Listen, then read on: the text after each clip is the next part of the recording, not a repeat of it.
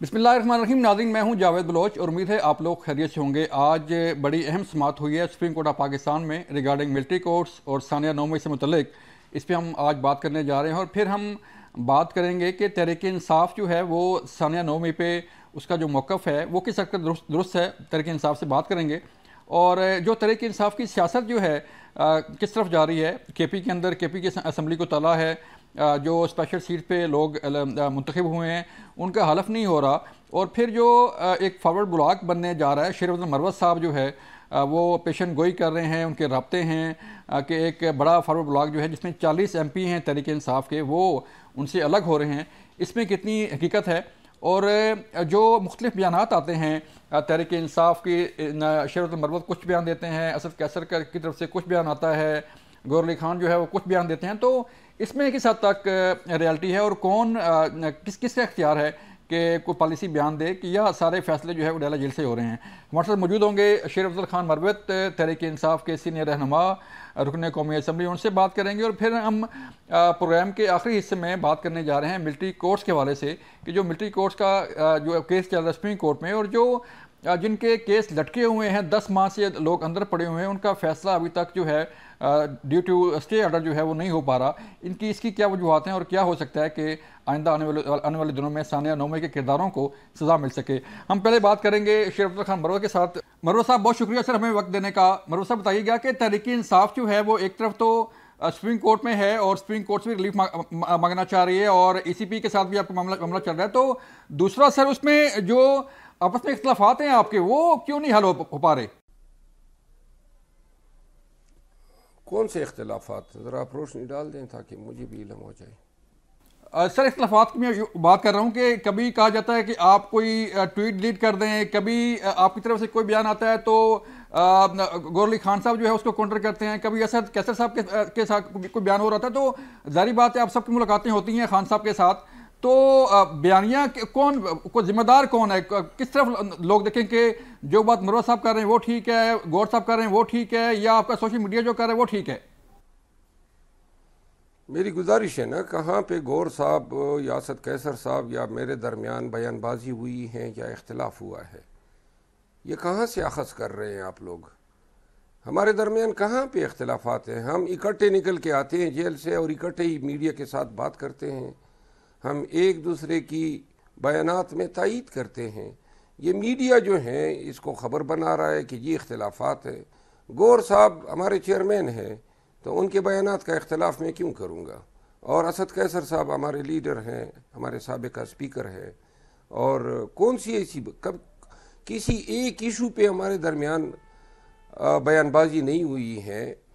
जो हमारे पार्टी के अंदर इश्यूज पे डिबेट होता है या कोर कमेटी में होता है, जो इख्तलाफ राय का हक हर जमहूरी पार्टी में होना चाहिए, तो इसको जो है अंदरूनी या पार्टी के इख्तलाफात से तशबीह देना जो है वो इंसाफ नहीं है।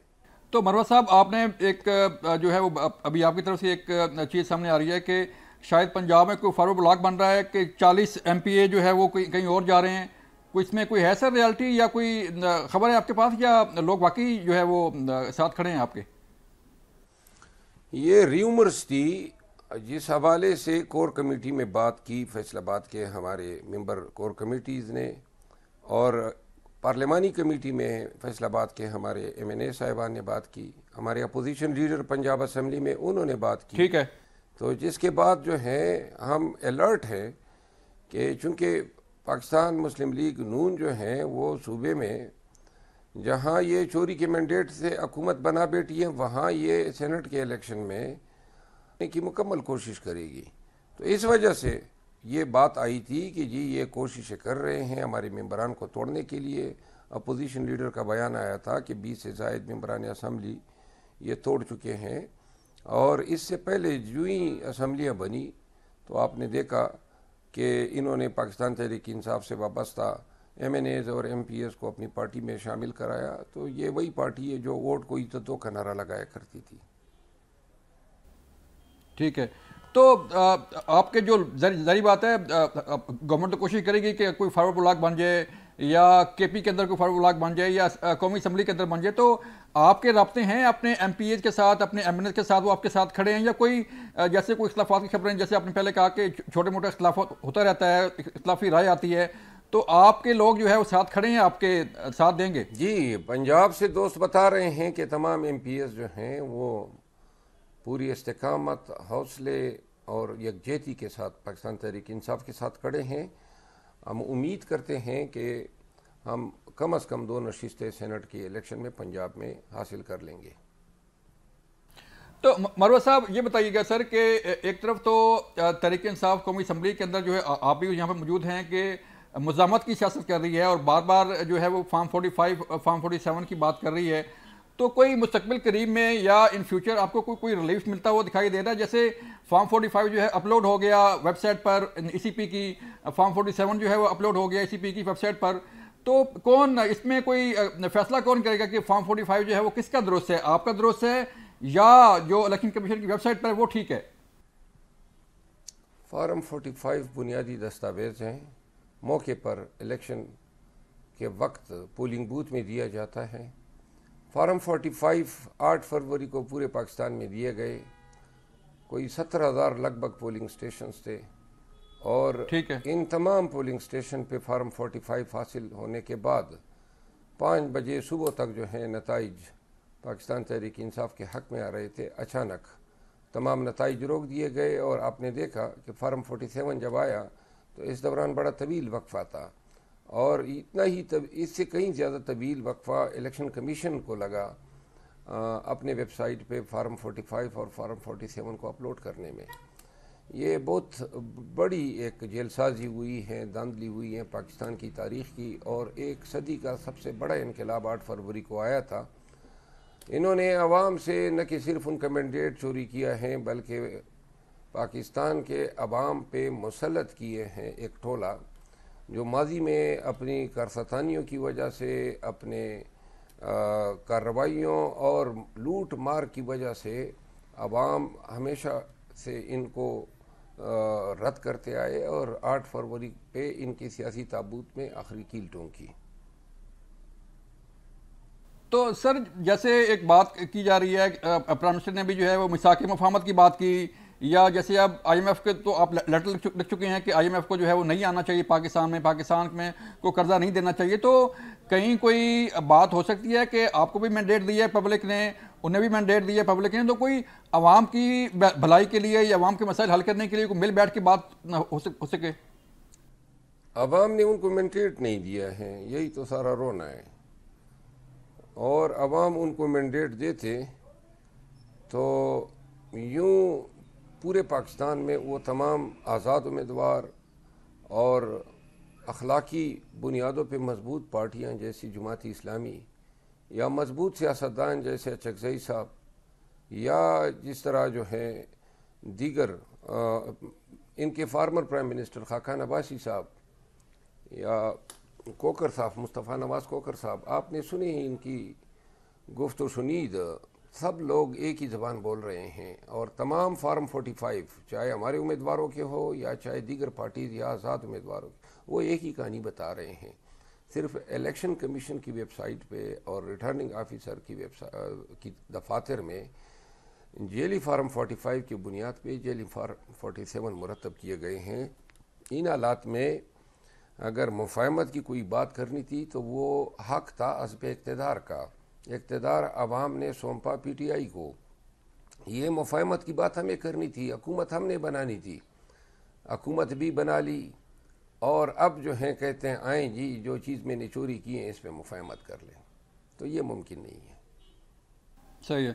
تو مروہ صاحب آپ نے ایک اور بڑی بات کی ہے کہ کچھ سیفر کیس میں بڑی کوئی پیش رفت سامنے آ رہی ہے، آپ کے خیال میں کوئی ریلیف ملنے جا رہا ہے بڑا، یا کوئی جو عدالتی کارروائی ہے اس کو مد نظر رکھتے ہوئے آپ یہ کہہ رہے ہیں کہ کوئی بڑی پیش رفت ہو سکتی ہے سیفر کیس میں؟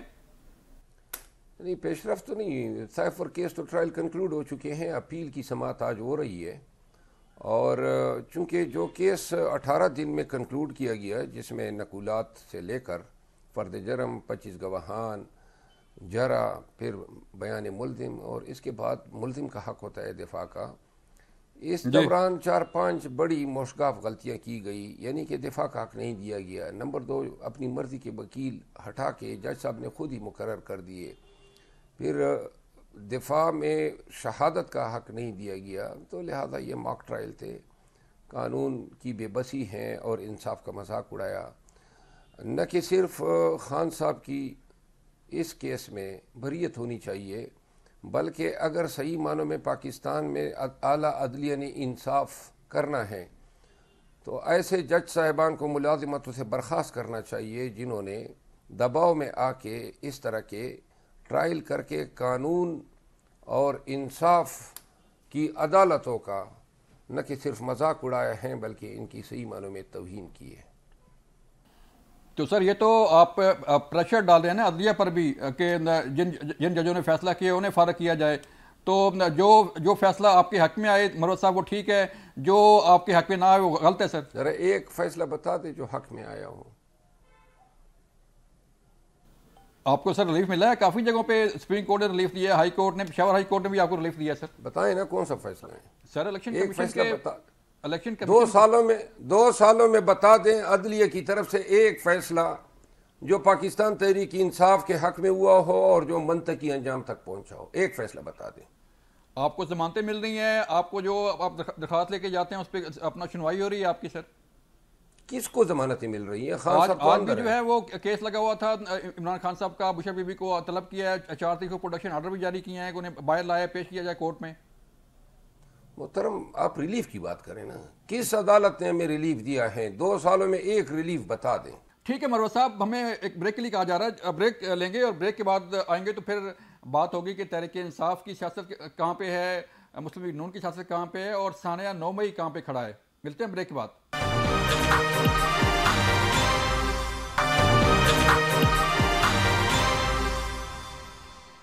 ویلکم بیک ناظرین۔ یہ جو پروڈکشن آرڈر جاری ہوا ہے سر کورٹ کی طرف سے کہ 4 اپریل کو پیش کیا جائے خان صاحب کو اور بشر بی بی کو کورٹ کے اندر، تو اس میں کوئی سیکورٹی تھریٹ تو انوالو نہیں ہوں گے؟ کہ ظاہری بات ہے اڈیالہ جیل سے انہیں لانا، یہاں پر پیش کرنا اور پھر واپس لے کے جانا، تو کافی چیزیں جو جیسے رپورٹس آ رہی ہیں، اڈیالہ جیل سپرنٹینڈنٹ جو کہتے ہیں کہ سیکورٹی تھریٹس ہیں اس لیے انہیں پیش نہیں کیا جا سکتا۔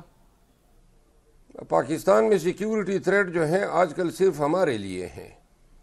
وزیر اعظم کو سیکیورٹی تھریٹ نہیں ہے، آرمی کی قیادت کو نہیں ہے، اعلیٰ عدلیہ کو نہیں ہے، الیکشن کمیشن کو نہیں ہے۔ ہماری پاکستان تحریک انصاف کی کس کے ساتھ لڑائی ہے کہ ہمیں سیکیورٹی تھریٹ ہو؟ اور پھر یہ ریاست کس چیز کی ہوئی کہ یہ ایک بندی کو جو ہے عدالت میں پیش نہ کر سکیں؟ یہ اربوں کروڑوں روپے جو سیکیورٹی کے نام پہ خرچ ہو رہے ہیں، آپ کی سیاست بیٹھ گئی اور آپ کا سیکیورٹی کا بیانیہ کہ جی ہم ناقابل تسخیر ہیں، کدھر گئے وہ داستانیں اور وہ کہانیاں؟ ابھی ہم جلسہ کرنے جا رہے ہیں اسلام آباد میں، 30 مارچ کو ڈی سی نے آرڈر میں لکھا ہے سیکیورٹی الرٹ تھریٹ ہے۔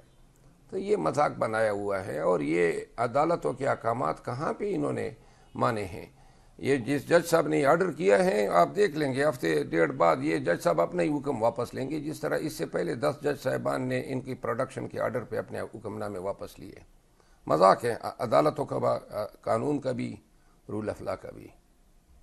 تو خان صاحب جو تحریک انصاف جلسہ کرنے جا رہی ہے، ایک مجھے بتا دیں کہ جلسہ کرنے کا مقصد کیا ہے تحریک انصاف کا؟ وہی بیانیہ جو دھاندلی کا چل رہا ہے وہی بیانیہ چلے گا، یا ایون اب جو ظاہری بات ہے آپ کی درخواست ریجیکٹ ہو گئی ہے تو اس کے باوجود تحریک انصاف جلسہ کرے گی، یا جو ڈی سی کا آرڈر ہے اس پہ عمل درآمد کیا جائے گا؟ جلسہ کرنا شہریوں کا بنیادی حق ہے۔ آئین میں آپ نے آرٹیکل 16 پڑھا ہوگا، یہ حق دیتا ہے پاکستانیوں کو کہ وہ احتجاج کر سکتے ہیں، اور سیاسی پارٹیاں بنانے یا اس کی ایکٹیویٹیز میں حصہ لینا آرٹیکل 17 کے تحت پاکستانیوں کا حق ہے، اور پھر اپنا غم، غصہ، احتجاج یا اپنے حقوق کے لیے آواز بلند کرنا اور اس کا اظہار کرنا آرٹیکل 19 کے تحت بنیادی حق ہے۔ تو ڈپٹی کمشنر اگر آئین اس نے پڑھا ہوتا، یا پی ایم ایل این جو حکمران بنے بیٹھے ہیں ان کو پاکستان میں جمہوری اقدار کی فکر ہوتی، یا لوگوں کی بنیادی حقوق کی پاسداری کا لحاظ ہوتا، تو یہ شاید دوسری رائے دیتے. 2 سالوں میں ہمیں کمپین تک کرنے کی اجازت نہیں تھی, الیکشن میں جھنڈا لہرانے کی اجازت نہیں تھی. تو اس ڈی سی سے یہ توقع کرنا کہ یہ اجازت دے گا. ہم نے آج ہی ڈی سی کے اس فیصلے کے خلاف اسلام آباد ہائی کورٹ میں ریٹ دائر کی ہے, کل اس میں سنوائی ہے, اور ہمیں امید ہے کہ ہمارے بنیادی حقوق کے مطابق اسلام آباد میں 30 مارچ کو جلسہ کرنے کی اجازت دی جائے گی. تو سر اس میں کوئی کسی اور کو بھی دعوت دے رہے ہیں؟ جیسے مولانا فضل الرحمان صاحب بھی آپ کے ساتھ کھڑے تھے کہ وہ بھی آپ کی جو تحریک ہے اس میں شامل ہوتے, تو کیا مولانا فضل الرحمان صاحب بھی کھڑے ہیں آپ کے ساتھ جلسے میں شریک ہوں گے, یا کوئی اور سیاسی جماعتوں کے قائدین جو ہے وہ آپ کے پاس آئیں گے؟ میرا تعلق ہے جلسے کے انعقاد سے, وہاں پہ لوگوں کو دعوت دینا, بلانا اور جلسہ منعقد کرنا. ٹھیک ہے. اگر کوئی دیگر پارٹیز بالخصوص اچھکزئی صاحب اگر ہو تو وہ تو آ سکتے ہیں, مینگل صاحب تشریف لا سکتے ہیں. جی جی. مولانا فضل الرحمان صاحب کو دعوت کے حوالے سے یہ ٹاسک اگر کسی اور کو ملا ہو, مجھے اس کا علم نہیں ہے. ٹھیک ہے.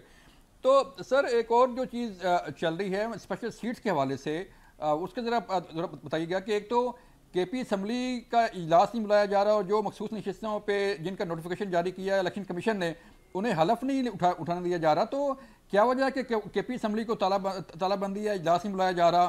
اور یہ بھی تو معاملہ جو ہے وہ آئین اور قانون کی راہ میں رکاوٹ بھی تو ہے نا سر؟ مثلاً کون سے آئین کی کس شق کے تحت یہ رکاوٹ ہے, اگر آپ ذرا روشنی ڈال سکیں. سر دیکھیں, جن کا نوٹیفیکیشن ہوا ہے ان کا رائٹ ہے کہ وہ اوتھ لیں اور اسمبلی کا حصہ بنیں اور اسمبلی میں اپنا رول پلے کریں. سر جی بالکل ہیں.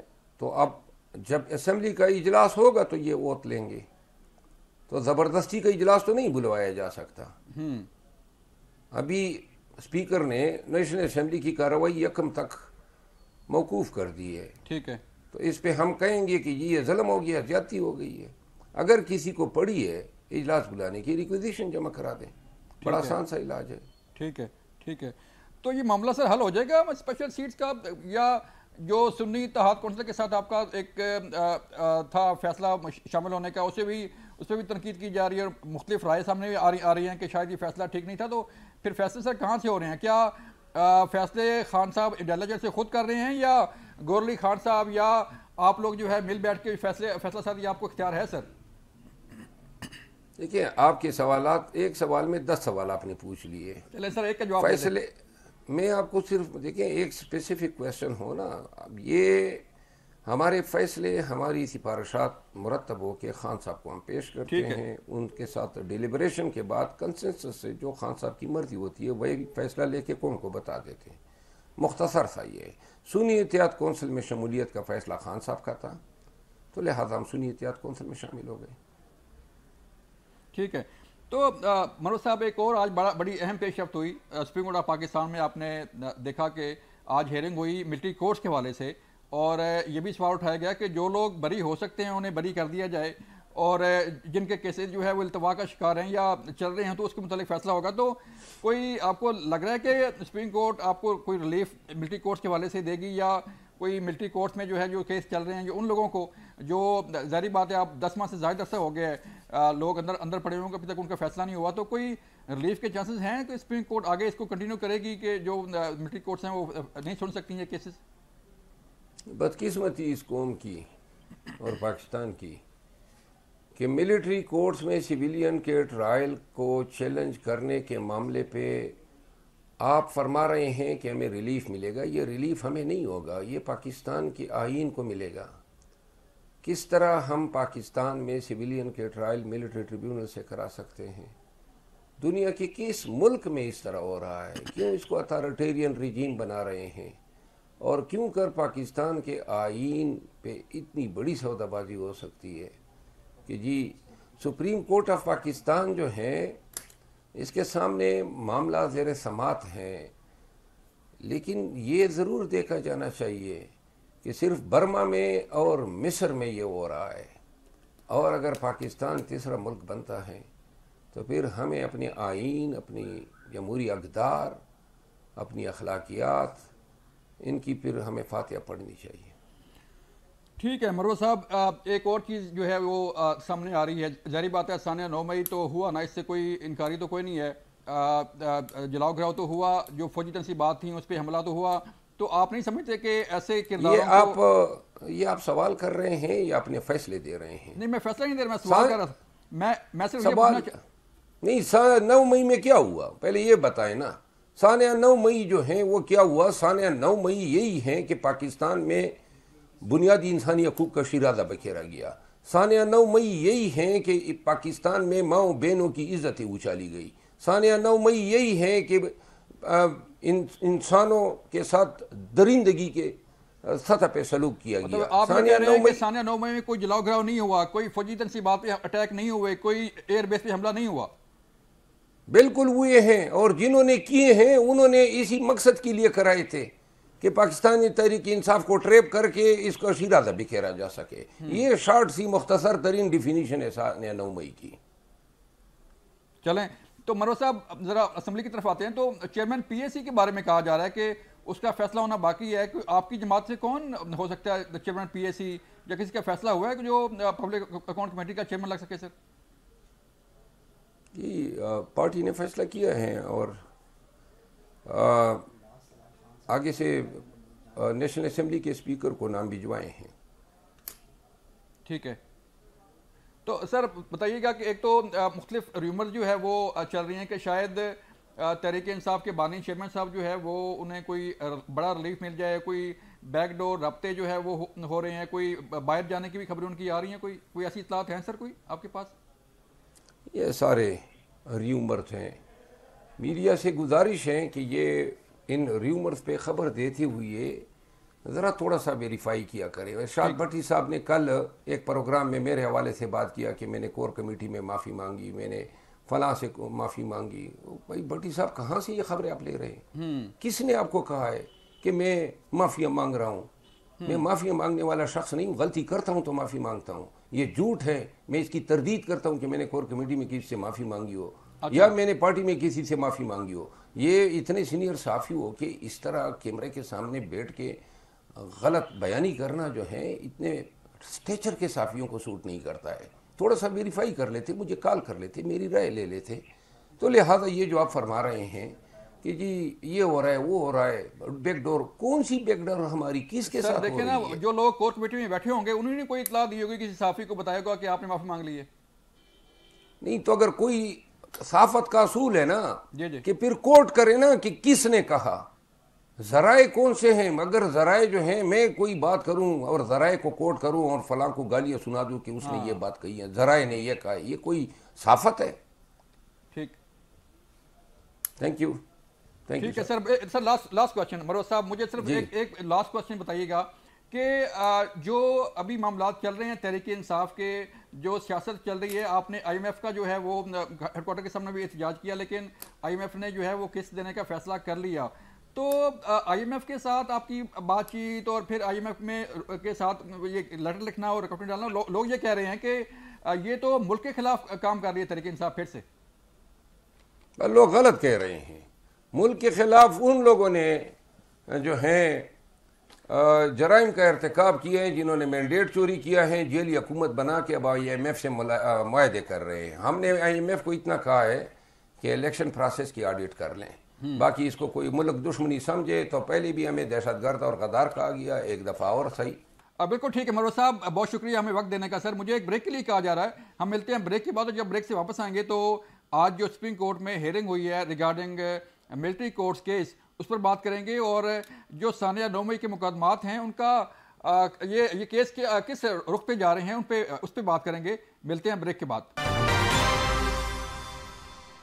ویلکم بیک ناظرین. ہم بات کر رہے تھے کہ تحریک انصاف کا سانحہ 9 مئی سے انکار اور سانحہ 9 مئی سے متعلق موقف جو ہے اپنی جگہ اپنا ٹھیک ہوگا یا غلط ہوگا، اس پہ جو ہے وہ تحریک انصاف ہی بتا سکتی ہے، لیکن سانحہ 9 مئی کی جو حقیقت ہے اسے جھٹلایا نہیں جا سکتا. آج بڑی امپارٹنٹ سماعت ہوئی ہے سپریم کورٹ آف پاکستان میں ملٹری کورٹس کے حوالے سے، اس پہ ہم بات کرنے جا رہے ہیں. ہمارے ساتھ موجود ہیں حافظ احسان احمد صاحب، سینئر قانون دان ہیں، تجزیہ کار ہیں. ان سے بات کریں گے کہ حافظ صاحب مجھے بتائیے گا کہ آج تقریباً 10 ماہ سے زیادہ عرصہ ہو گیا ہے سانحہ 9 مئی کو، اور جو لوگ گرفتار ہیں وہ جیلوں کے اندر موجود ہیں. پہلے معاملہ گیا تھا ملٹری کورٹس میں، ہیئرنگ بھی ہوگی، سماعت مکمل بھی ان کی ہو چکی ہے، لیکن اب فیصلے کا انتظار ہے. تو آج جو سپریم کورٹ میں ہیئرنگ ہوئی ہے اور کہا گیا جی کہ جو بری ہو سکتے ہیں انہیں تو بری کریں، تو کس طرح یہ کس طرف کیس جا رہا ہے؟ آپ کیا سمجھتے ہیں کہ جو ملٹری کورٹس کا معاملہ ہے وہ کیسز چلتا رہے گا؟ اب کیونکہ اب دیکھیں اگر یہ دوبارہ سے کیسز ٹرانسفر ہوتے ہیں سول کورٹس میں تو پھر زیرو سے سٹارٹ ہوگا اور پھر یہ سارا سلسلہ چلے گا. دیکھیں جاوید بھائی، بسم اللہ الرحمن الرحیم، آپ کا بہت شکریہ.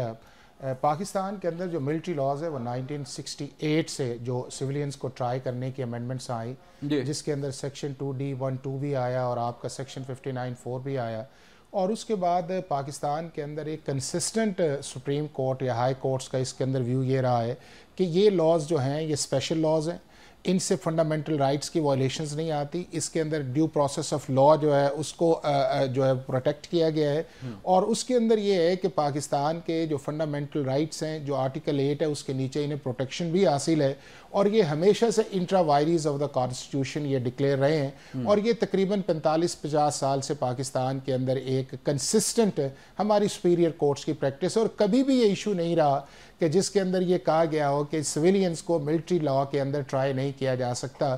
چونکہ یہ پاکستان کا فینومین نہیں ہے، دنیا کے ہر ملک کے اندر ملٹری لاز موجود ہیں، اور ہر وہ شخص جو ملٹری انسٹالیشنز کے اوپر یہ آفیشل سیکرٹ ایکٹ یا ملٹری لاز کی وائلیشنز کرے اس کے اندر ان کو ٹرائی کیا جاتا ہے. اب دنیا کے اندر دو آگے چیزیں چلتی ہیں، ایک وہ ہے کہ جو ملٹری لاز کے نیچے جو اسپیشل کورٹس بنتی ہیں، اور دوسرا یہ ہے کہ جو آپ کے اسپیشل ٹریبیونلز بنتے ہیں جس کے اندر ہمارے ملٹری کورٹس ہیں، اور پاکستان کے علاوہ دنیا کے 36 ممالک کے اندر یہ ملٹری کورٹس جو ہیں یہ کام کرتی ہیں. بنیادی طور پہ ان کا آبجیکٹیو یہی ہوتا ہے کہ سپیڈی اس سارے پروسیس کو مکمل کرنا، اور اس کے اندر جو ٹیکنیکل ایویڈنس ہے یا اس لیول کے اندر جو آپ کے انٹرنیشنل یا لوکل کانسپیریسی آتی ہے یا کوئی ایسی چیزیں ہیں جن کو آپ پبلک نہیں کر سکتے، اس کے لیے آپ کو اسپیشل ایکسپرٹیز چاہیے، اور وہ ایکسپرٹیز کے لیے یہ لوگ جو ہیں موجود ہیں. اور پاکستان کے بھی جو ملٹری کورٹس ہیں ان کی رینکنگ دنیا کے اندر جو ہے وہ ٹاپ 7 کے اندر جو ہے وہ آتی ہے. اب چونکہ 9 مئی کا ایک انسیڈنٹ ہوا، اس انسیڈنٹ کے اندر ہوا یہ ہے کہ ہم نے اپنے جو نیشنل سیکیورٹی میٹرز تھے ان کو ہم نے پولیٹیکل اینگل سے جب دیکھنا شروع کیا، اور ہم سیدھا سپریم کورٹ آف پاکستان کے اندر آرٹیکل 184 کی جورسڈکشن کے اندر چلے گئے، اور وہاں سے معاملہ جو ہے یہ لنگرنگ کی طرف چل رہا ہے. پہلے اس کے اوپر 9 ممبرز بینچ بنا، پھر اس کے اوپر 7 ممبرز بینچ بنا، پھر اس کے اوپر 6 ممبرز بینچ بنا، 6 کے بعد جب چیف جسٹس بھی چلے گئے تو 5 ممبرز بنا، اور 5 ممبرز بینچ نے ایبرپٹلی جو ہے وہ 23 اکتوبر کا فیصلہ کیا. اور اس کے اندر جسٹس یحییٰ افریدی کا بڑا زبردست ڈائسینڈنگ نوٹ ہے کہ جب آپ کا ایک پریکٹس چل رہی ہے سپریم کورٹ آف پاکستان کی، 5 ممبرز بینچ اس چیز کا فیصلہ کر چکے ہیں اور ایک کنسسٹنٹ پریکٹس ہے، سو اس بینچ کو یہ فیصلہ نہیں کرنا چاہیے اور ایک لارجر بینچ کی طرف جانا چاہیے. تو لارجر بینچ اس ملک کے اندر جو ہے وہ چاہے آپ کی 21 کانسٹیٹیوشن امینڈمنٹ آئے، اس کے اندر بھی آپ کی سپریم کورٹ جو ہے ان لاز کو کبھی الٹرا وائریز نہیں کہا. اب اس کے اندر بھی چیز یہ ہے کہ آپ کے اس پروسیس کے اندر 4 طرح کے لوگ ہیں. ایک یہ ہے کہ جو پولیٹیکل ورکر انوسنٹ وہاں پہ چلا گیا ہے، دوسرا یہ ہے کہ جو موٹیویٹڈ وہاں پہ گیا ہے، تیسرا وہ ہے کہ جس نے وہاں پہ جا کے صرف اس کی پریزنس ہے، لیکن چوتھا اس کے اندر یہ ہے کہ جس نے وہاں پہ جا کے ایکشن کیا ہے، سبوتاج کیا ہے، جلاؤ گھراؤ کیا ہے.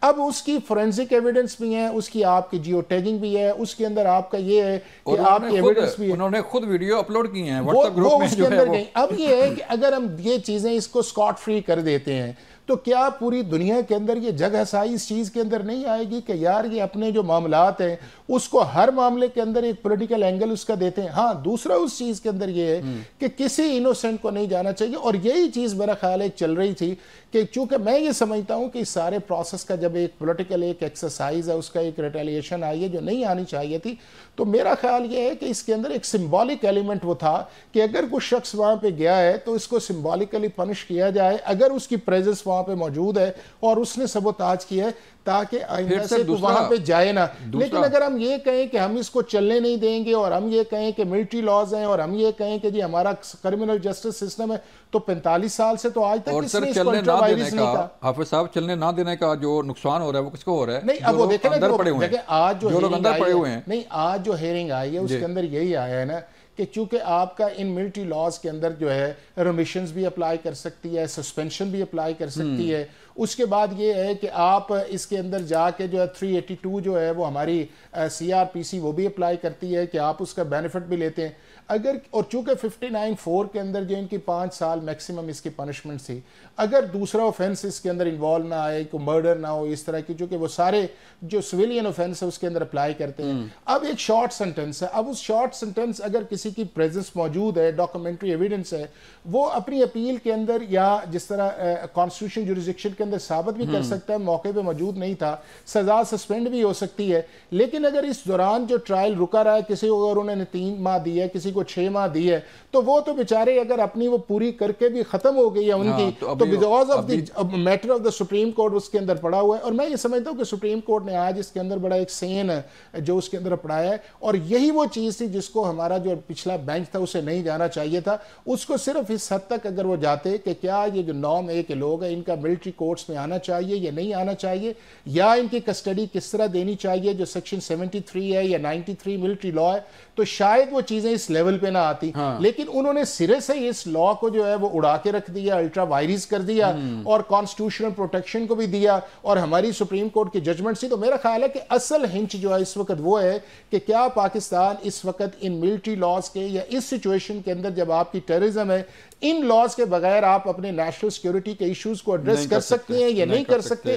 یہی وہ کوسچن مارک ہے جو سپریم کورٹ آف پاکستان جس کو فائنلی جو ہے وہ ڈیسائیڈ کرے گی. ٹھیک ہے, ایک اور بڑا ایشو آ رہا ہے جی کہ تحریک انصاف کے بانی چیئرمین کو جو ہے وہ کورٹ میں پیش نہیں کیا جا رہا. آج پروڈکشن آرڈر کے بھی آرڈر ہوئے کہ 4 اپریل کو انہیں پیش کیا جائے. کبھی تو کورٹ آرڈر کرتی ہے کہ جی انہیں ویڈیو لنک کے ذریعے پیش کیا جائے, اور آج جو ہے پروڈکشن آرڈر.